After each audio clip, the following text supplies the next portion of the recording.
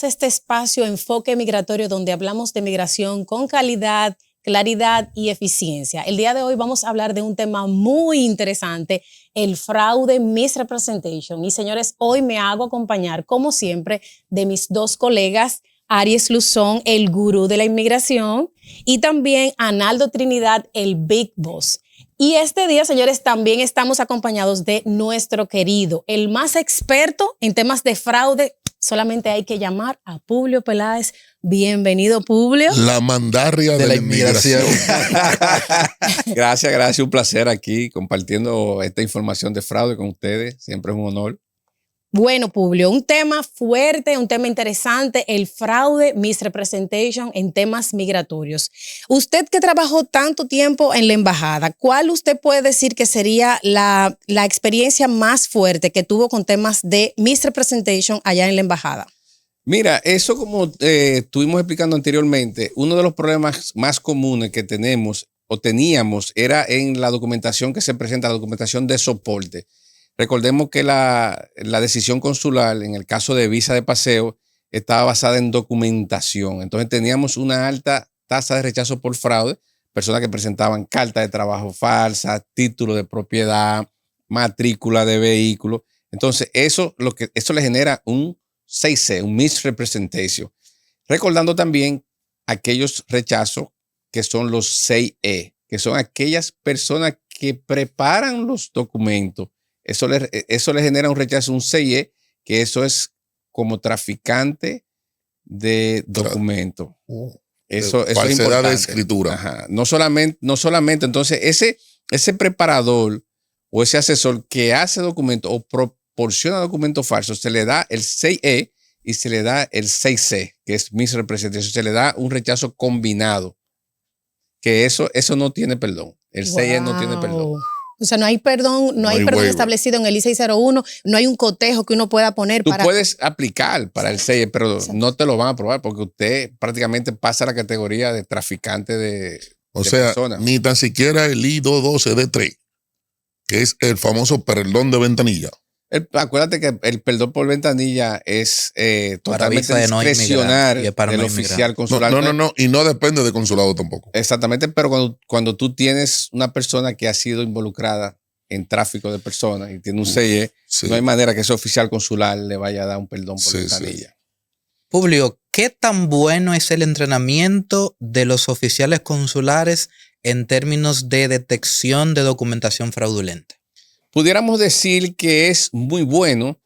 Recuerde que aquí, en este país de nosotros, el fraude va evolucionando de manera constante y rápido.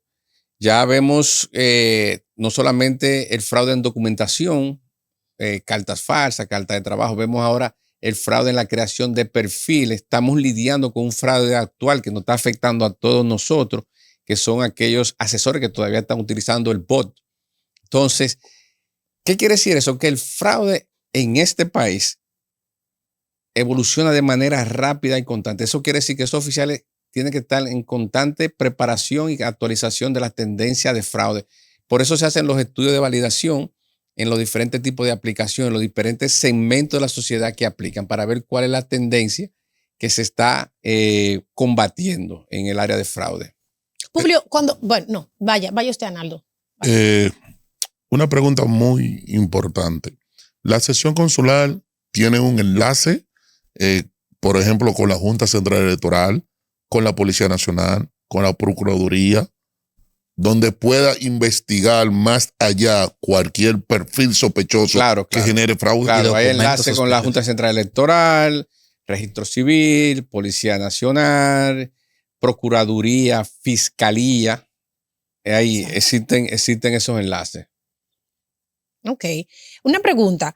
¿Cuál es la diferencia entre un error inocente, una omisión o una misrepresentation cuando uno está trabajando en un caso, o sea, en la... ¿Qué es una pregunta? ¿Qué es una? Bueno, se me olvidó algo. O dije, me equivoqué en cosas. ¿Y qué es? Eso es fraude.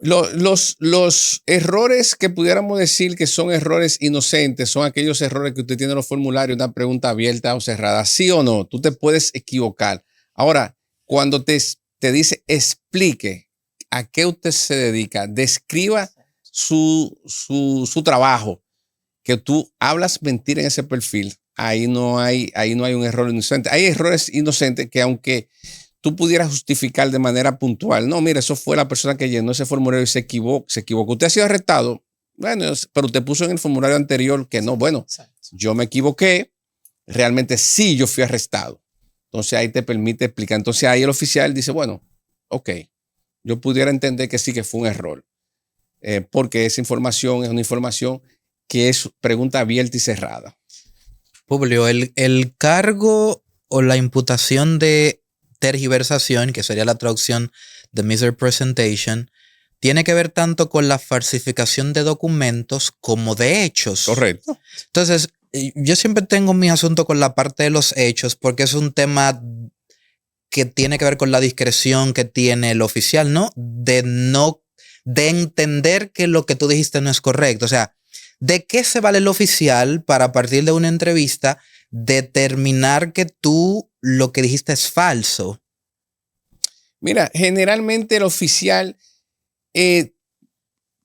hace una línea de preguntas, ¿verdad? Vamos a poner que tú dices que tú eres ingeniero y te dice, bueno, yo soy ingeniero, ¿qué tiempo usted tiene trabajando como ingeniero? ¿Qué usted hace?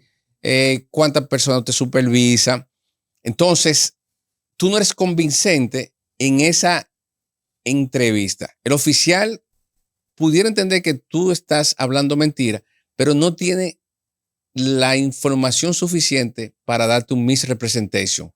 Porque para darte un misrepresentation tendría que mandarte a investigar y probar, llamar al empleador que diga, no, mire, esta persona no trabaja aquí, comprueba. Es decir, confirmar esa información. Entonces, ¿qué es lo que hace el oficial? Te da un 214B, pero el oficial no te cree. Entonces, ahí viene la nota.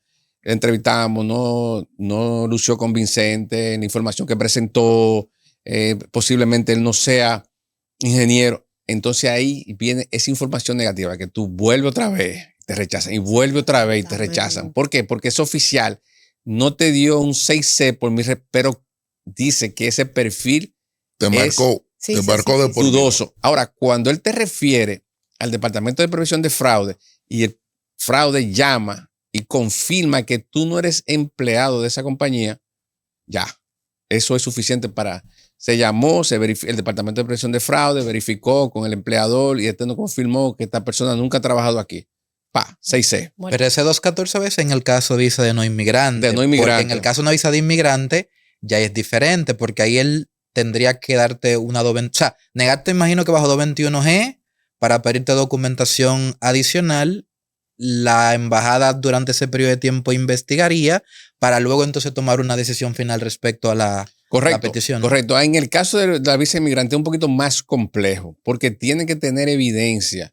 Por eso es que te dan a ti el periodo de apelación. Sí. Entonces, ¿qué tú haces? Tú refieres ese caso al Departamento de Prevención de Fraude, entonces ahí vienen las investigaciones adicionales. Vamos a llamar por teléfono, se hacen varias llamadas, se chequean las redes sociales para tener evidencia suficiente para poder o visar ese caso o rechazarlo o darle un 6C por matrimonio de fraude. Solamente la visa de no inmigrante pueden ser negadas bajo la sección 214B. Ya la visa de inmigrante son negadas en otra clasificación que a partir de los I-212. Sí. Y contando. Yo he visto casos en donde una persona solicita una visa de no inmigrante, simplemente se rechaza porque se dan cuenta que hay algo que no cuadra y luego entonces cuando le hace la petición la esposa viene con, mira, tú hiciste fraude tal día porque hizo una visa de estudiante y se determinó, no, fue que el abogado puso lo que sea. Tú sabes que la gente nunca sabe, el aplicante nunca sabe, siempre es el abogado. Entonces en la visa de inmigrante te dan tú 6C. A tu perdón. Exactamente. Sí. Publio, creo que voy a hacer la mejor pregunta de la noche. Wow. Una persona que se entere de un fraude matrimonial que no sea válido, ¿puede denunciarlo a la sección consular? Y existe los contactos de teléfono y también el correo electrónico para eso. Yo creo que sí. Mira, es una responsabilidad de nosotros, los asesores y personas que trabajamos en tareas, denunciar el fraude migratorio, porque de una u otra manera estamos colaborando para hacer las cosas correctas. El Departamento de Prevención de Fraude tiene un correo que es @fraude.state.gov para denunciar el fraude, yo siempre pues motivo a la gente. Eso no lo convierte a usted en un chivato, eso no lo convierte en un calié, olvídese de eso. Ni un chota. Ahora, si usted va a hacer una denuncia, hágala de manera responsable, no porque fulano le cae mal o porque usted cree que le va a hacer un daño. ¿Por qué? Porque cuando usted hace una denuncia, tiene que estar sustentada en evidencia. Mucha gente viene donde mí, mira, porque saben el historial de uno. Yo me enteré de un caso de fraude, pero tú tienes evidencia. Si tienes evidencia, mire ese correo y denúncialo, pero tienes que tener evidencia, porque si no tienes evidencia, tú no vas a mandar una información diciendo, mira, este es un caso de fraude, porque yo lo digo. ¿Qué evidencia tú tienes? O sea, que prácticamente la unidad de fraude depura las informaciones y aparte de eso investiga. Claro, son analistas de fraude. Si tú me mandas una información, pero yo voy a analizar qué tan veraz es esa información para que entonces se pueda proceder con ese caso. Pero la sola denuncia aún se envía sin pruebas, no activa una operación para investigar ese caso. Se investiga, pero eso no quiere decir que va a haber un régimen de consecuencias. Genera una alerta, pero una alerta, pero si no se prueba, porque vuelvo y te digo, en los casos, cuando tú eres investigador, lo que determina cuando un caso es correcto es las evidencias. Entonces, históricamente, yo a veces me quedaba sorprendido, el 90% de la gente que hace denuncias son personas del entorno del aplicante o del peticionario, porque están molestos o no quieren que se vaya. Yo le decía, una mujer celosa. ¿Por qué usted hace eso? No, pero usted no la tía del sí, pero que yo, esa muchacha, ¿pero por qué?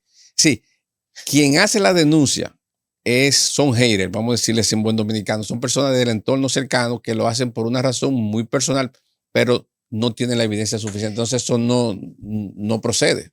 Entonces mire, anote este punto. Si usted está en viaje, no se lo cuente a nadie, porque no hay cosa más envidiosa que los amigos, los familiares que usted tiene alrededor, que lo que quieren es serrucharle el palo. Entonces usted está en viaje, no lo diga, porque usted puede tener ciertos riesgos de que gente envidiosa llame, mira, fulana está casando por papeles, cuando viene a ver de verdad, y entonces ya tú sabes, te abren una investigación. Es así. Esa denuncia vienen de círculos muy cercanos y muy cerrados. Líder, nunca la sesión consular ha buscado un acercamiento con los abogados y asesores de la República Dominicana. Yo creo que esto a ellos les conviene. ¿Por qué? Porque nosotros sí sabemos, ¿verdad? Porque nosotros manejamos este negocio, quién sí y quién no. Mira, eso es una pregunta interesante. Yo recuerdo en el 2007, fue 2007-2008, 2 años consecutivos, cuando estábamos en el mejor momento de la campaña de prevención de fraude del MACO, teníamos problemas con algunos asesores y íbamos a hacer una inteligencia con los asesores y yo le dije a un jefe de investigación, en vez de nosotros salirlo a buscar, vamos a traerlo para donde nosotros.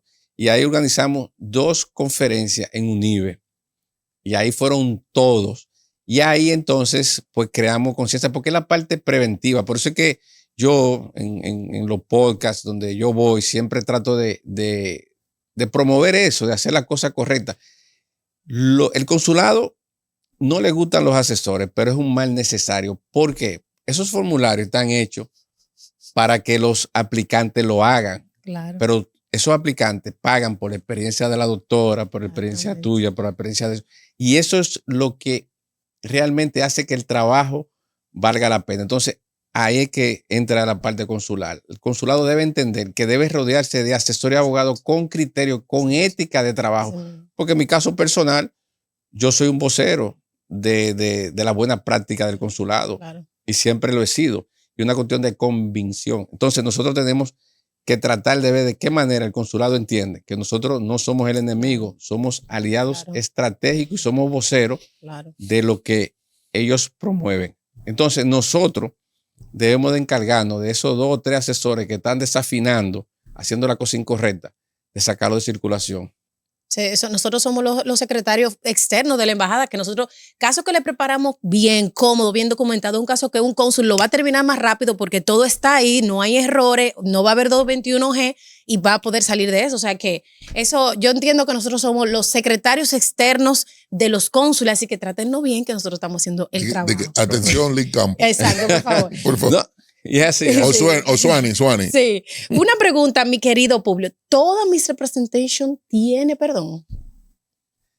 Yo entiendo que sí, es decir, si son casos, por ejemplo, de los 6C, estaríamos hablando de que sí, que tienen perdón. Vuelvo y te repito, en casos ya más extremos de tráfico y trata, porque tú puedes tener un 6C, pero puedes tener otro rechazo combinado. Entonces, cada caso es diferente. Pero generalmente sí, todos califican para perdón, a menos que sea un rechazo combinado con el 6E. Publio, recientemente se destapó un escándalo de un fraude en la embajada que incluso provocó el cierre temporal de la división de la DEA dentro de la embajada. Me gustaría que usted explique en términos sencillos en qué consistió ese fraude, porque la prensa se ha referido a ello, pero creo que no se ha entendido muy bien exactamente qué consistió ese esquema de fraude. Déjame explicarte la base de lo que pasó. El consulado tiene el sistema de referral. El sistema de referral, me explico, yo como... Referido. De referimiento. Referimiento. Yo cuando era director del departamento de fraude, yo trabajaba con la gente de falsificación, de la Procuraduría, Junta Central Electoral, todas esas personas que colaboraban directamente con la unidad. Yo, por ejemplo, como trabajaba mucho con falsificaciones, nos ayudaban con los operativos. El coronel de falsificaciones que está ahí dice, pero yo no tengo visa, ni mi esposa tiene visa. Entonces yo puedo hacer una recomendación por escrita de ese coronel, que es un enlace, de la esposa y de los hijos. Entonces yo digo, mire, el coronel Hernández trabajó con nosotros en tal operativo, se hace una recomendación de visa. Esa recomendación de visa tiene que validarla mi jefe americano. Por eso fue que yo dije cuando hablamos, el jefe está metido también, que cayó después. Ay, no. Pero no se mencionó. Pero yo te había dicho que estaba. Sí. Entonces, cuando eso pasa, yo tengo que llevar a ese coronel al jefe mío y decirle, mire, este es el comandante fulano tal, porque el jefe americano, para firmarlo, tiene que conocer a eso. Entonces, ¿qué pasa? Ese referimiento firmado, recomendado por mí, explicando lo que hace el coronel y firmado por el jefe americano, baja a visa de paseo con los pasaportes. Ahí eso no pasa por el BAC, ahí solamente paga los impuestos. Pasaporte, formulario de 160 los impuestos. Eso pasa. Espérate. No, Tú me estás diciendo que la sesión consular le llena también el de eso. No.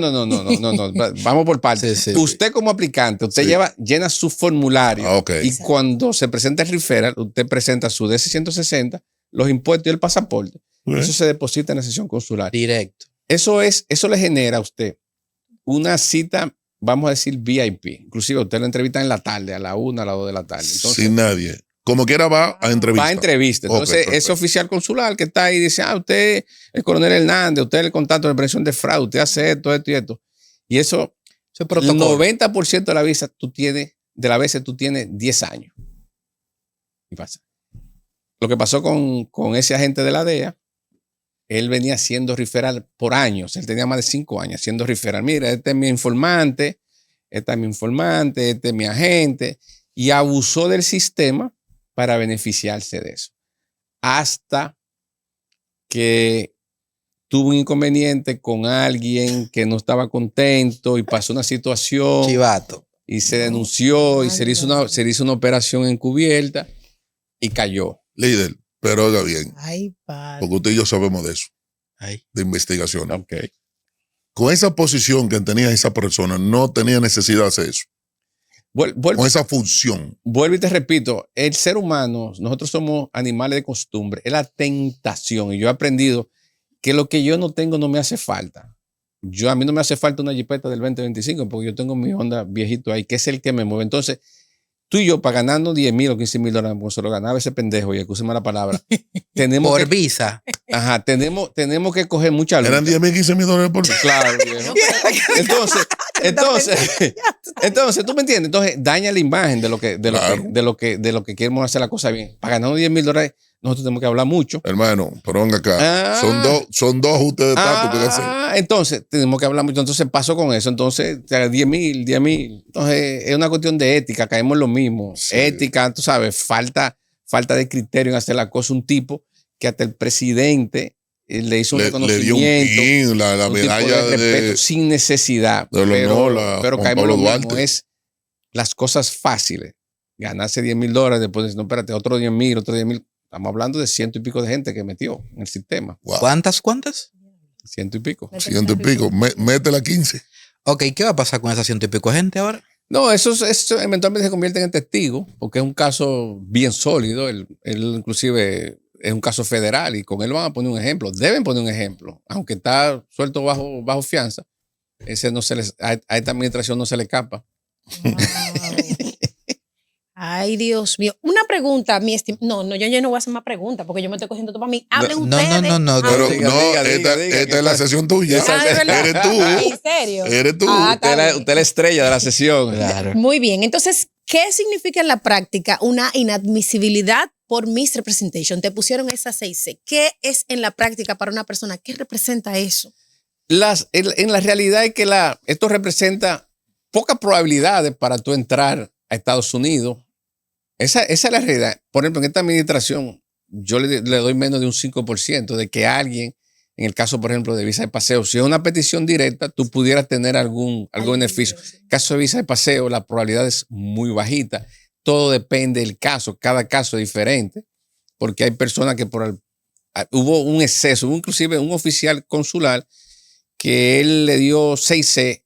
Habían cientos de casos abiertos que se quedaron pendientes, de casos de residencia, y él entró al sistema y le dio 6C a todo el mundo, nada más porque los casos estaban pendientes. Entonces, cada caso es diferente, dependiendo si ese 6C está vinculado a un tráfico de personas trata. Por ejemplo, yo estoy trabajando un caso de un muchacho que tiene un rechazo de fraude porque él fue parte de un grupo que nosotros agarramos de un tipo que está en la Cámara de Diputados y él estaba haciendo cartas falsas para Congreso.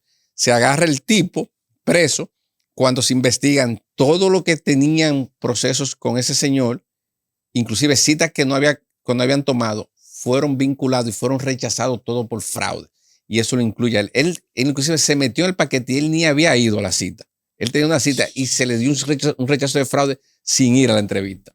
Wow. Entonces es un caso más flexible que tiene más probabilidades. Exactamente. Publio, aquí se está dando una tendencia últimamente en la República Dominicana con unas empresas que están apadrinando a algunos muchachos para que participen en el programa Summer World, la famosa visa J1 a J1. ¿Podría llamarse fraude esa manipulación que están haciendo ellos, que ponen que busquen un sponsor garante para que firme? Y si esa persona se queda en los Estados Unidos, o sea, el solicitante, el J1, entonces ellos van donde el garante y lo someten a la acción de la justicia, le embargan la cuenta y le meten presión. El Summer Work es un programa muy bonito, muy, muy hermoso. La embajada, el consulado, le da todo el apoyo, le da todas las facilidades, le da bloque de citas especiales, lo promueve como uno de los éxitos más grandes. A través de los años, con mi experiencia consular, muchos de esos programas de Summer World han estado involucrados de manera directa e indirecta en fraude consular. Desde carta de universidades falsificadas, desde estudiantes que se han quedado en los Estados Unidos. Inclusive el consulado tiene una área que se reúne constantemente para validar los Summer Work. Hacen estudios de validación para ver de esos grupos quién se está quedando, quién está cumpliendo con el programa. Lo que estamos viendo últimamente es la famosa garantía, el poder que se está firmando, donde un fiador se hace un garante, dice, mira, yo me responsabilizo de este estudiante. Si se queda, pues entonces yo pongo en garantía $1 millón de pesos. Hay personas que ponen jipetas y se vende la idea de que el consulado le va a cancelar la visa a ese fiador. Eso no es real. Eso no es real. El consulado no tiene nada que ver con la transacción que se hace entre el programa del Summer Work y ese fiador. Entonces, aquella persona que están siendo presionadas diciéndole que le van a cancelar la visa porque usted patrocinó a un muchacho que se quedó en los Estados Unidos, eso no es real. Ya el aspecto legal dominicano, ya usted se asesora a nivel local, pero a nivel consular, el consulado, porque usted patrocinó a un muchacho que se quedó, no le va a cancelar la visa. Si ese programa de Summer Work lo está presionando a usted, vaya directamente al Departamento de Prevención de Fraude y denuncie que usted está siendo víctima de presión por ese programa de Summer Work. Porque a nivel personal, yo entiendo que lo que están haciendo es un negocio y beneficiándose de eso. Y eso es fraude. Entonces, si usted denuncia eso, usted está ayudando a que las cosas mejoren. O sea, es decir, usted no está condenando la parte de los contratos porque ya eso es un tema que usted sabrá si lo firma o no. Es que es falso el hecho de que le amedrenten indicándole que la visa va a ser cancelada por el incumplimiento de, ¿verdad?, la condición del contrato, ¿no? Correcto, eso es totalmente falso. Eso es falso porque el fiador no tiene nada que ver con que ese joven se quede en el consulado. Ya la parte contractual a nivel local con la justicia, eso es otro tema. Pero es que para la embajada es hasta desconocido ese patrocinador. Porque lo que conoce como patrocinador la embajada es la empresa que te recibe en Estados Unidos. Correctamente. Esa persona es totalmente desconocida para la embajada.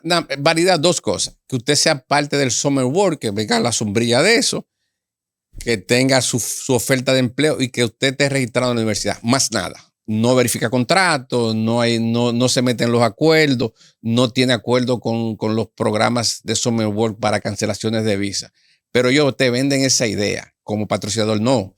Si tú no cumples con eso, la embajada te va a cancelar la visa. Eso no es. Pero no una es pregunta, ¿no le afecta a las personas que hacen esos viajes? ¿No le afecta que mucha gente que entra con el summer que se queden? ¿No le afecta? Digamos que yo me dedico en la oficina a asesorar grupos. ¿No me afecta a mí como empresa que llevo los muchachos, que los muchachos se me quedaron todos porque le gustó Claro que te afecta, por eso se han hecho los estudios de validación.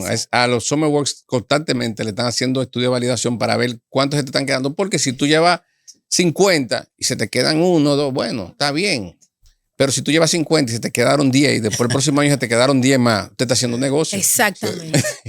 ¿No será ese el motivo por lo que le hacen firmar el contrato para entonces obligar a que la gente supuestamente no se quede? Es que tú tienes un perfil de estudiante, muchachos jóvenes, entre 20 años y 24, que la probabilidad de que se queden es muy cerca. Entonces, tú tienes estudiantes focalizados de universidades media alta, que el perfil de esos estudiantes no se te queda. El que se te queda es porque se cuela y sabe a lo que va. O sea, en pocas palabras, un estudiante de UNIBE no se queda. No se te va a quedar. Un estudiante de Pucamaima ni no de la se te va a Pucamaima. quedar. Un estudiante de Intel no se te va a quedar.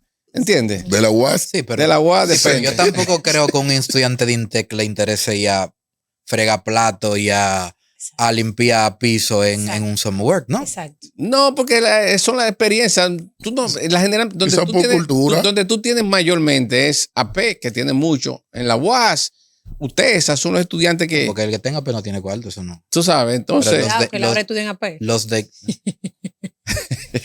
Ahí la prueba. Pero yo vivo al lado de AP, espérate que me queda cerca. Por cuestión de logística. Sí. No quiero que se vaya el espacio sin yo hacerle esta pregunta. ¿Qué tanto ha podido avanzar el departamento de la unidad de fraude después que usted salió?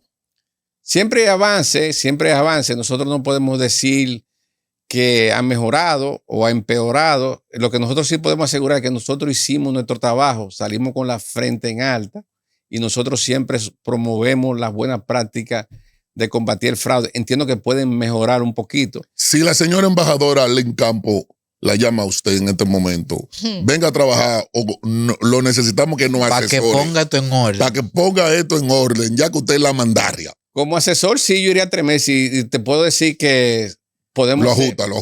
Podemos hacer un ejemplo y organizar, porque se pueden mejorar ciertas cosas y hay buenos muchachos, hay buenos amigos, dejamos que los conocemos y entiendo que hacen su trabajo, pero tienen un tope porque se bajan líneas políticas de cómo hacer las cosas, pero siempre se puede hacer las cosas bien y mejorar para combatir el fraude. Publio, con este escándalo reciente del fraude que comentamos hace un rato, el encargo de la DEA, nos dimos cuenta que la versión de que tengo un contacto en la embajada no necesariamente es falso siempre. O sea, ya se comprobó que efectivamente hay gente que tiene contactos. Entonces, ¿quién dice que alguien no puede tener un contacto con algún cónsul o algún otro encargado? Entonces me gustaría que usted, no sé, exprese algunas palabras para disuadir a alguien, pues yo sé que es bastante atractivo que cuando te expresan a ti que hay un contacto directo y el aviso garantizada, es fácil que la persona caiga en eso. Entonces, que usted nos diga algo que evite que esa persona acceda a ese tipo de facilidades. Mira, el asunto de los contactos siempre se ha vendido. Inclusive hay personas asesores que dicen, no, mire, yo tengo un contacto. Debemos entender, somos seres humanos. En los sistemas siempre hay un escape. La política del consulado es cero tolerancia al fraude. Te pudiera decir, tenemos el ejemplo de ese muchacho que cometió eso, y ese sí sonaba como un contacto de la embajada y realmente resolvía. Ahora, esa no es la política. ¿Qué hace la embajada? Por eso es que la embajadora, que es de línea dura, pone el ejemplo con él. Eso ha pasado constantemente con empleados que lo cancela y nadie se entera. Esa embajadora dijo, no, esto yo lo voy a hacer público. Cero tolerancia a la corrupción. Constantemente hay empleados que se están votando al consulado, que tú ni te enteras. Eso es diario, porque inclusive Líder, nada más el hecho de tú hasta buscar un registro es votado. Líder, yo estaba ya el martes y la mayoría del personal es nuevo que está ahí. Exacto. Entonces, siempre, igual que los gritos, los muchachos de información, ahí votaron los otros días 3 porque había uno que ponía una fila que era que daba más cónsul. Eso constantemente. Entonces, es una batalla constante de siempre tú promover los principios y la ética en tus empleados. Pero la política general de la embajada es cero tolerancia al fraude. Ahora que tú hablas de fila que visaba más y esta no, es cierto que siempre hay una fila que visa siempre, usted que estuvo a aquel lado de la ventanilla, ¿verdad? Esta fila, por ejemplo, la fila 13, visa más y da más visa y aprueba más visa que la fila 10. No tiene que ver con la fila, tiene que ver con el oficial consular. Hay oficiales que visan más que otros, y eso lo sabemos. Porque ahora hay un oficial que me voy a reservar el nombre, que todo el mundo dice, me tocó fulana, la mujer quemado. Entonces. La de los caballitos. Exacto. Entonces, ¿qué es lo que pasa con eso? Los mismos, esa información le llega porque la gente se queja, escribe en la página. Entonces vienen los counseling, los mismos jefes de visa, chief. Sí. Dice, pero vamos a ver en este año, pero oye, tú estás rechazando mucho, tú estás avisando mucho. ¿Qué es lo que está pasando? Vamos a buscar un punto medio. Entonces, constantemente esos oficiales se están moviendo de ventanilla, porque ya la gente dice, no, la ventanilla 13 es que me rechazan, pero no es el mismo oficial. Claro. Entonces, es una estrategia. Recuerda que esos oficiales es un año que duran ahí. Tienen que rotar para visa inmigrante. Sí, cuando tú tienes otro cliente que te transmite esa experiencia, ya no es el mismo cónsul. ¿En qué página que usted dice que se escribe para denunciar esos oficiales? En las mismas redes sociales, en las mismas páginas. En la página. Sí, la gente se queja. Por ejemplo, yo hay un cónsul que cada vez que sale, como de aspecto mexicano, sí. Que todo el mundo le dice, wow, ese sí es bien. Ese fue el que me dio la vista. Lo que te estoy diciendo. Es el mejor. Ellos lo tipifican porque el mismo Bill Swain todo el mundo lo conoce, porque son gente pública que tiene mucha presencia y mucha incidencia. Pero se mantienen rotando. Ya después oficial, ahorita lo mandan para residencia, lo mandan para servicio ciudadano americano y ya tú no lo ves más. O sea, puede trabajar en visa de un inmigrante, visa de inmigrante y ciudadanía arriba de segundo nivel. Exactamente. Sí. Ellos hacen los tours. Inclusive mucho de eso, cuando ellos están sobrecargados, lo prestan. Préstame un oficial y ven, y vamos a hacer. Y ahí es que entonces que tú ves las aperturas de más citas. Porque todo depende. Si hay un oficial que puede ayudar y puede hacer 50 entrevistas, te abre un bloque y ese oficial hace 50 entrevistas. Okay. Por eso la disponibilidad de los citas. Bloques de cita, porque tienen más oficiales. Ok, tenemos muchos visas de inmigrantes, mándame oficiales para visa inmigrante. Perfecto. Muy bien, mi querido Publio, ¿qué mensaje final le gustaría dejarle a la audiencia, especialmente a quienes hoy tienen un sueño migratorio? Siempre recordamos que debemos hacer nuestro proceso apegado a la verdad para ustedes evitar un rechazo de fraude que le pudiera rechazar, le pudiera evitar entrar de manera permanente a los Estados Unidos. Si usted quiere evitar fraude, haga la cosa de manera correcta.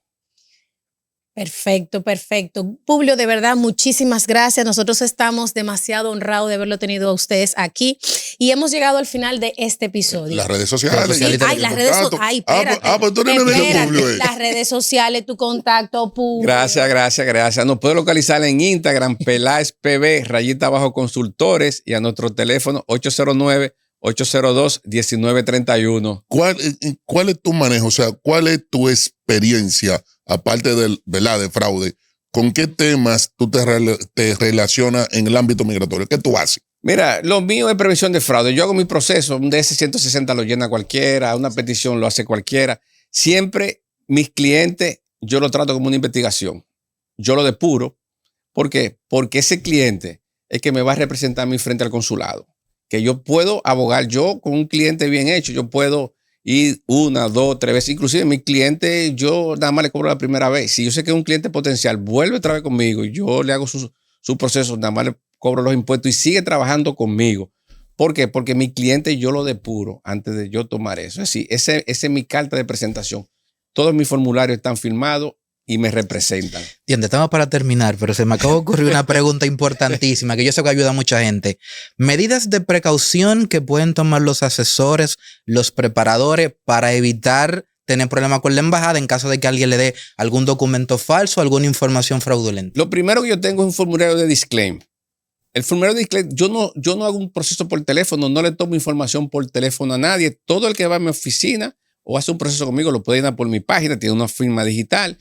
Tiene un disclaim que tiene que firmar, ya sea personal o digital, donde dice Peláez PB Consultores, no representamos a la embajada. La información que usted suministra al consulado de los Estados Unidos es su responsabilidad frente al oficial consular.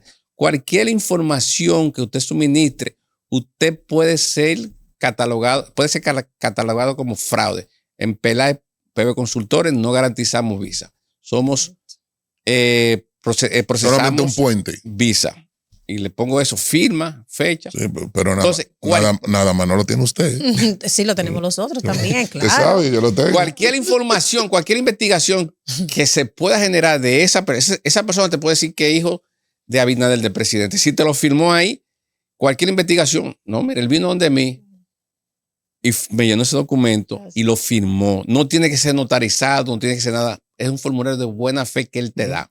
Sí. Él puede hablar mentira. Un sentimiento. Una manera sencilla de usted evitar tener un grave usted problema. guarda su documento digital, se lo da al cliente y con eso cualquier mentira que un cliente te haya hablado, que quiera, porque lo que pasa con el aspecto consular, cuando soy investigado, lo primero que dicen es, ¿quién fue que? No, fue el asesor que me hizo eso, o él fue que me dijo que dijera eso. No, eso fue lo que usted presentó. Exacto. Entonces, señores, hemos llegado al final de este episodio. Se ha hablado, se ha reflexionado, mucho que pensar, mucho que ustedes volver a revisar este episodio, véanlo muchas veces para que sepan toda la información importante que dimos en este episodio. Esto ha sido Enfoque Migratorio. Usted no se lo puede perder para unos próximos episodios. Así es que gracias por acompañarnos en este espacio, por escuchar, por reflexionar y por aprender de este tema tan importante. Suscríbase. Suscríbanse y síganos en todas nuestras redes sociales. Sí, ¿cuáles son las redes sociales? ¿Verdad? Bueno, Baujil Abogados, Analdo Trinidad de Visa. Perdón. Visa Abogados. Y Aries Luzón. Así es que, y a Peláez también. Peláez PB Consultores, gracias. Hasta la próxima.